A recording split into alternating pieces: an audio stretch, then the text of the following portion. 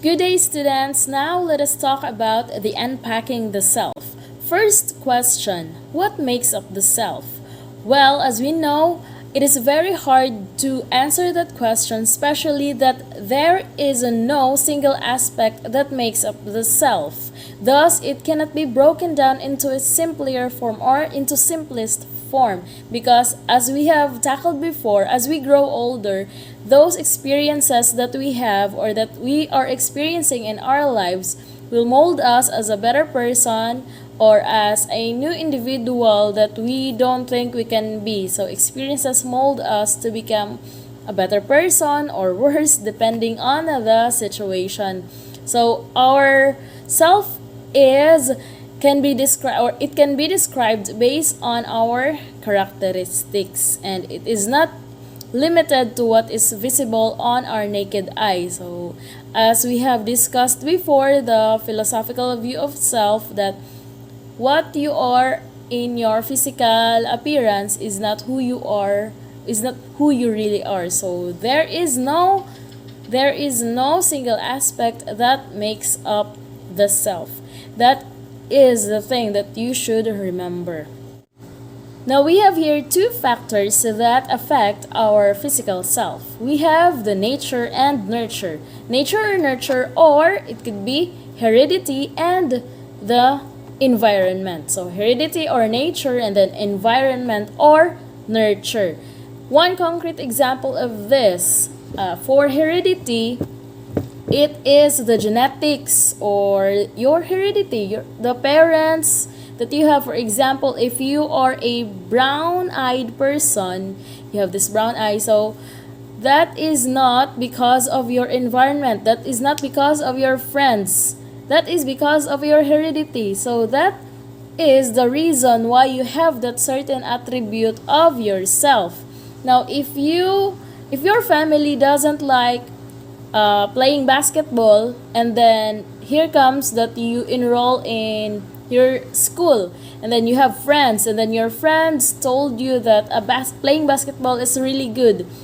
That is environmental factor, and that has made you become a fan of basketball, and then later on you develop the habit of playing basketball. So that environmental factor is also called the nurture. So your attributes, your behavior may be affected by these two factors. Once again, that is heredity and environment. Nature versus nurture. So it doesn't mean that if your family don't like this specific thing, that doesn't mean that you also don't like that one, because it could be nurtured by your environment, by your friends, by your teachers, and by the other agencies that contacts with you or who contacts with you. Now that is nature versus nurture. Next, in knowing your physical self, you should also know how would you take care of that. Okay, taking care of oneself, we will discuss only three. So these are just balanced diet, water intake, and good sleep. Okay, when we say balanced diet, it's consuming the right kind of food at the right time and in the right proportion. So one's food intake should contain all the necessary nutrients that is essential for our body, for our survival, and for our good health, for our growth. So that doesn't mean that I am in a balanced diet because every day, every moment, every hour, I eat the right kind of food.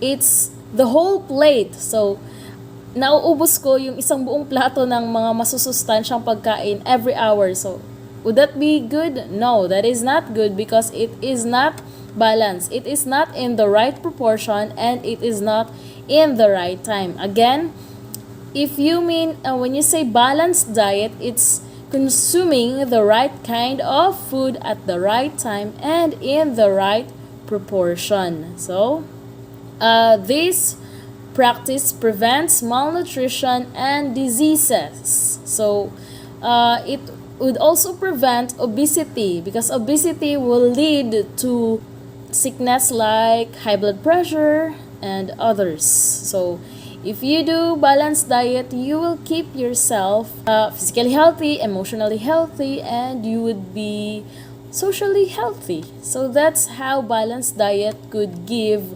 benefits to yourself. Again, that is balanced diet. Next is water intake. So this is very self-explanatory. As we all know, it is very important to take water, at least 8 glasses of water every day. So again, that's 8 glasses of water every day. Why? Because it allows the body to function efficiently. It also washes away wastes to keep the skin clear and healthy. So water is very important to ourselves. That is very balanced diet is useless if you do not take water efficiently. So again, that's 8 glasses of water every day. And guys, water intake doesn't mean that those soft drinks, beer, milk tea are considered as water. So that should those liquids must not be considered as alternative to water, because although they contain lots of water, there is also a buildup of caffeine for coffee, example, acid or fat. So again, liquids such as coffee, tea, or milk should not be counted as water. Okay? Next is sleep. So it doesn't just mean to sleep, because good sleep means, or one very important requirement for a refreshing sleep is a comfortable position. So in a mattress that is too soft, body aches may develop. So again, you should have a good mattress that is in your bed so that you would not develop back aches. And somehow a soft and lumpy mattress should be replaced with a firmer one. Okay, this is a very good explanation about sleep that we have. We must experience, or we must do in our own lives. We should have a good sleep because we deserve a good sleep. Sleep gives the bones, muscles, and the mind to recover. That is why a good sleeps, we could also have a good mindset. Okay, that is based on experience. I know you would agree with that. In unpacking oneself, it is also important for us to know our emotions. So, hindi lang physical self ang kailangan natin malaman, but also our emotions. So, we have here the 8 of fundamentals of emotion that is based on Plutchik's. So as you can see in your modules, you have there a figure that represents the 8 fundamentals of emotions. But there are also other emotions that are indicated there. So that is because according to Plutchik, emotions can be combined, or that emotions are adjacent to one another. For example, you have there joy and trust. If you combine that one, it will lead into love. So as you can see, those colors and the figure that is being put there in the configuration of emotion, Plutchik has a meaning of that. So the more it is being put in the inner circle, the more that it is intense. For example, first is you have annoyance in the outer part. Annoyance, and then later it will lead to anger, and then anger will lead into rage. So rage is the superlative of that annoyance. So first you would be annoyed, and then you'd become angry, and then you would feel enraged. So that is the most intense emotion that one could have. And then that wheel of emotion also represents oppositeness. For example, the opposite of joy is sadness. The opposite of anger is fear. The opposite of anticipation is surprise. So those emotions are adjacent to one another. It is related to one another. It could also be combined. So those are again the 8 fundamentals of emotions are joy, trust, fear, surprise, sadness, disgust, anger, and anticipation. So that is according to Plutchik, 1980. Now we have these situations in our lives where we are being tested emotionally. How should we manage that emotion or those emotions, especially the negative emotions? Now we have here emotional management strategies that are proposed by Langley 2012. So he has given us this emotion management strategies that we could also use or apply in our daily lives as we are being tested emotionally. First, what should we do? We have here smile to make yourself feel good. Okay, sometimes the solution to our problem is just to smile. Be happy. Face a mirror and smile. After some time, your mood will be better and you might even laugh naturally. Imagine you'll get a mirror and then you'll smile looking at yourself. What would be your reaction? You'd laugh naturally because of that one. So your emotions will eventually lower down and then it would become positive. Now you have to at least practice that one. Next is you have to smile to make others feel good. Smile not just to make yourself good but also to make others feel good because you are bringing vibe to other people. So what vibe should that be? That should be good vibes only. So smiling opens up your connection with others. It also leads to experiencing empathy. So if you are a happy person or smiley person, maybe you could have more friends. Maybe. I am just saying that one based on my experience because for me, if you smile often or you are a happy person, you have this positive vibe, I can approach you very as a very friendly individual. So I may approach you so with that smile to make others feel good. Okay, so you should also, number 3 is to get up and move. Why should you do that? Because exercising activates happy hormones. What are these hormones? That includes endorphin, dopamine, and serotonin and others. So movement is very important for the lymphatic system to get the toxins out of your body. So if you are feeling bad, you're having bad times because of your modules, if you're having bad times because of the stress that you experience nowadays, so you should not be down. You should not let yourself be down with those negative experiences. You should also get up and move, do some exercise so that it will get the toxins out of your body. So somehow it would make you refreshed. Your mind will be refreshed. If you're outbursted with your discussions in the module, somehow you must give yourself a break. You should, as I've said, you should exercise and start moving. Next, or the 4th one, is to check in with your body. So you must scan your body by feeling the tensions building up. So you should be aware of how your emotions could affect your physiology.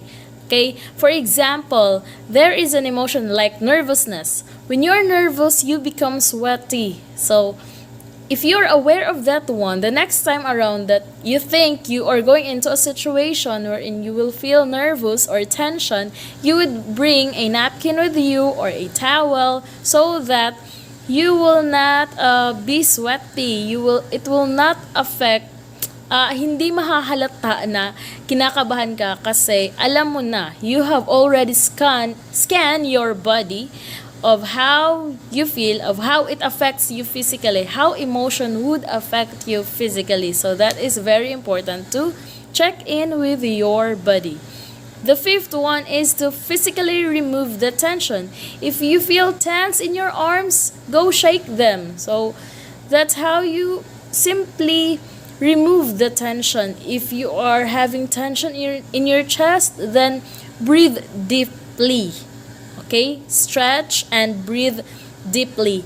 You must physically remove the tension, because if you don't, I believe if you don't remove that one, it will build into intense one, or it will be bad.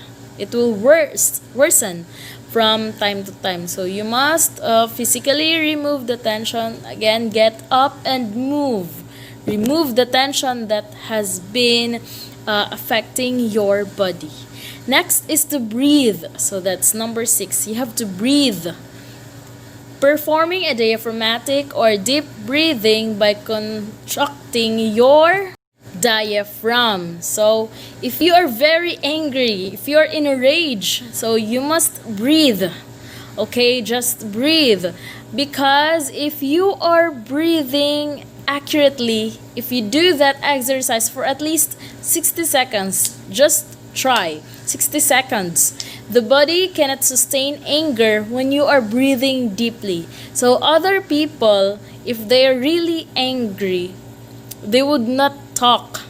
For example, me, I will not talk if I am very angry at the moment, and then I'll just breathe. It will really help you. So based on experience, it has helped me. So again, the body cannot sustain anger when you are breathing deeply. Just do that one. Just try to do that one. Okay. Number 7 is to talk to someone. Okay, this is very important. You must not carry the world in your shoulder. There are other people that are ready to listen to whatever problem you have, so you should talk to someone so that your emotions will be released. It is healthier to vent your anger and frustrations to a friend rather than to suppress them. So rather than to suppress your feeling of anger, just talk to someone so that it will release your tension. Then express your feelings so that you can start to resolve the situation. So how can you solve the situation if you are just suppressing it to yourself? So try to speak it out. You have your friends, you have your family, your classmates, your teacher that may help you in that problem. Okay? Number 8 is to disengage and re-engage emotions.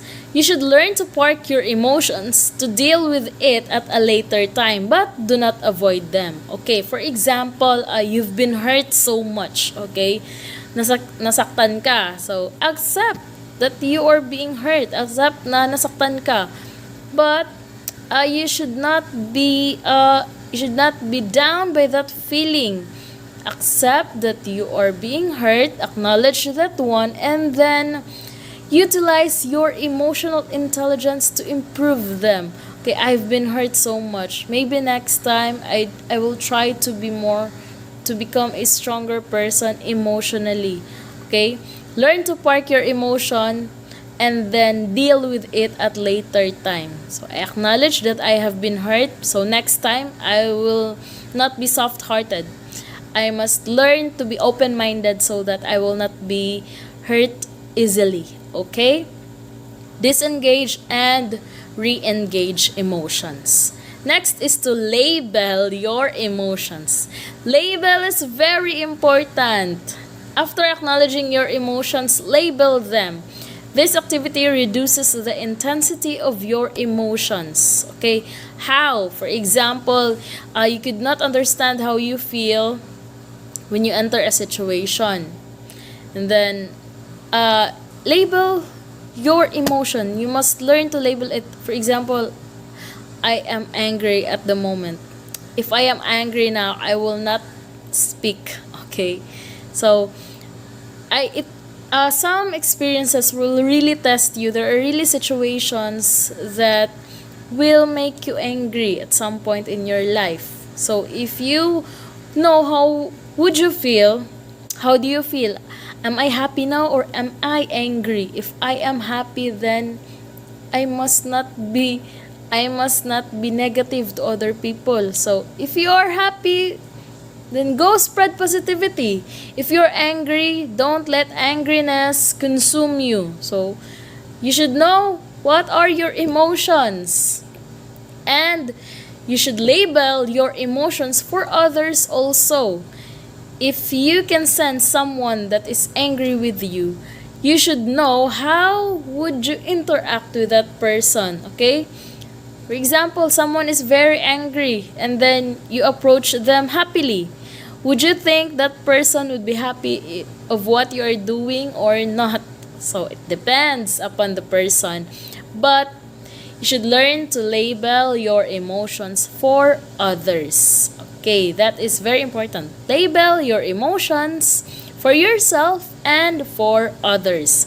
Okay, those are some of the emotional management tips or emotion management strategies that Langley has given to us so that we could utilize in our daily lives. Maybe we could apply those.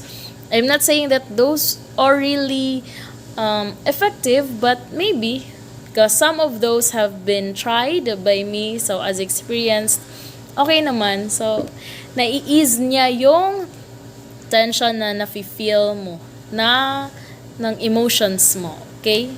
So, that's all for this discussion. I hope you have understood what I am trying to convey, and if you have concerns or clarifications, just comment down and I will cater to those questions that you have. Okay, good luck to your midterm exam and God bless us all. Stay safe.